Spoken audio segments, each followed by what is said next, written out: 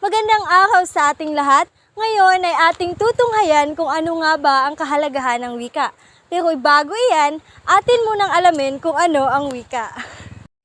Ang wika ay ang napakahalagang instrumento ng komunikasyon. Ito ang bihikulong ginagamit sa pakikipag-usap at paghahatid ng mensahe sa iba. At ngayon naman ay ang kahalagahan ng wika. Una ay ang pagkakaunawaan. Nagkakaunawaan tayo gamit ang wika, lalo na kung tayo ay nakikipagkomunikasyon.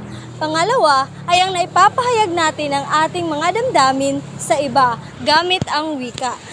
Halimbawa, kung tayo ay nasasaktan, naipapahiwatig natin sa iba ang ating nararamdaman. Pangatlo ay ang naiintindihan natin ang nais ipahiwatig ng ibang tao.